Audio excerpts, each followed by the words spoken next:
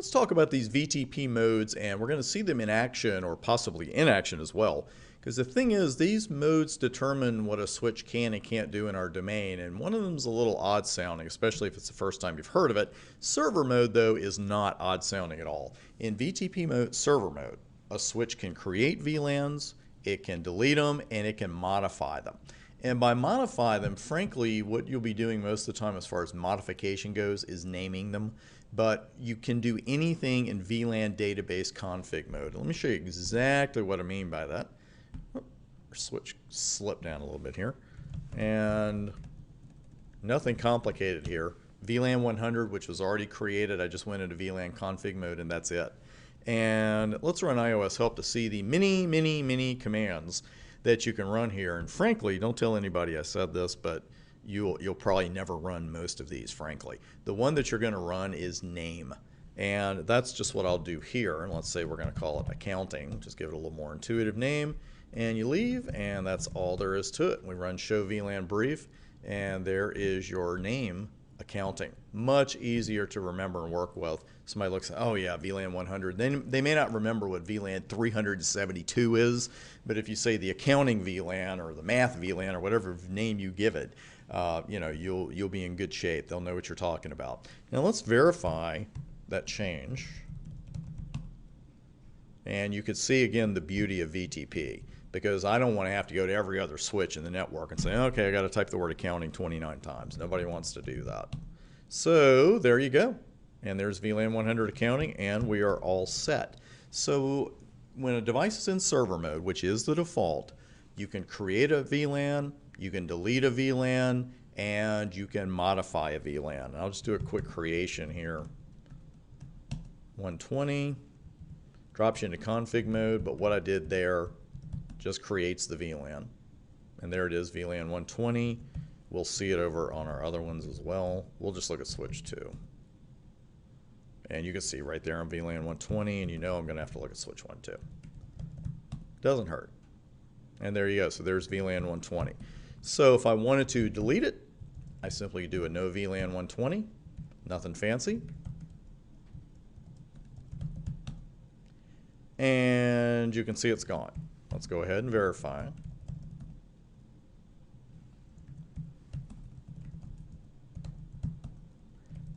I knew I was going to get that wrong sooner or later. And there it happened. So VLAN 120 is gone. So that's what a device in server mode can do. Create, delete, modify.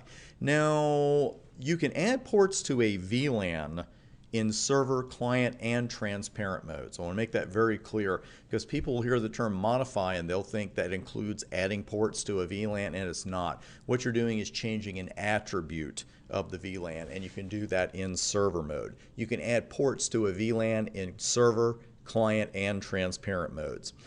Just one more rule, as you'd expect, you've got to have at least one VTP switch in any domain running in server mode, or you couldn't create new VLANs or delete previously existing ones. You just have a bunch of clients, because if switches are running in VTP client mode, they cannot create a VLAN, they can't delete a VLAN, and they can't modify a VLAN. Pretty much what they're doing is listening for VTP advertisements and updating their databases appropriately when those come in. And let's see, we're on switch 3. We'll just work with that one. I'll go ahead and make this a client, and the command, just a quick reminder here, is that our command is VTP mode, and we have 4 options: client, off, server, and transparent. So here we're going to go with client. And you won't believe this, but there are actually options after that. We're not going to get into those. And you get a little confirm that you've set it to VTP client mode. We will verify it with show VTP status. And where is it? On this one, it's under feature VLAN VTP operating mode, and there it is. So this device is a client.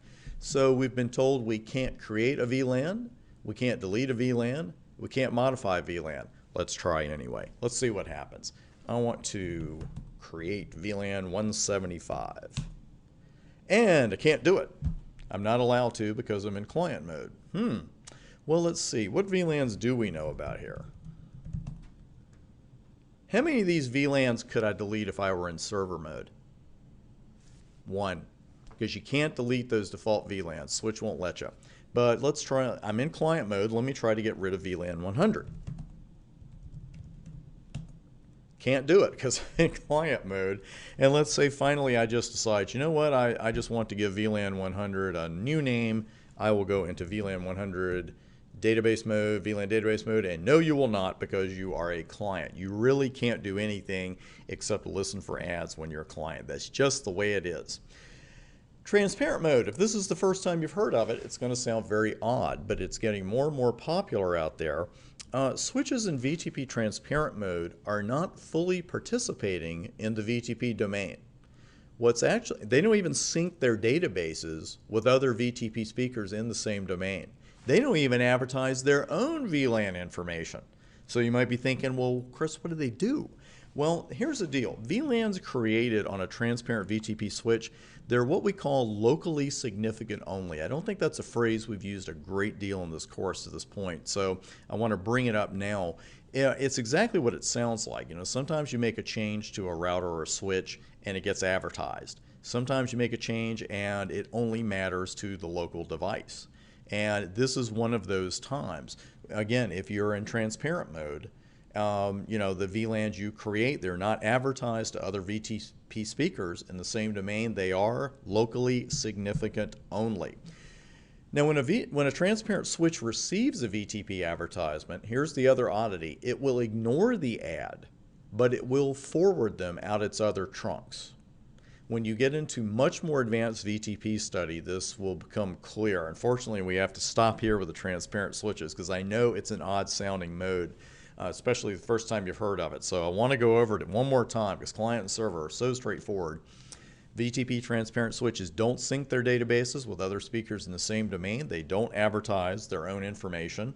When you create a VLAN on a transparent VTP switch, it is locally significant only. It is not going to be advertised. And again, when a transparent switch receives the VTP ads, they are not rejected, they're ignored and forwarded. Big difference there. Speaking of straightforward, by golly, here's a straightforward one, off. And that is going to disable VTP, and the switch will not forward VTP advertisements. Just that simple. But again, client server, mostly what you're going to run into in the real world. I would expect some mention of transparent mode on your exam in some form, though. But as far as VTP goes, those are the modes. And what we're going to discuss next and see in action, we're going to talk a little bit more about this advertisement process and another value that we saw here in show VTP status. And it's an innocent little number. Here it is, configuration revision. And I know we've been focusing on other things, but the especially eagle-eyed among you, which is all my students, probably noticed that number's been going up as we've been going around, and doing different things and adding VLANs and trying to delete them and that kind of thing. We're going to talk about what's making that number tick and why it exists, and that is coming up next.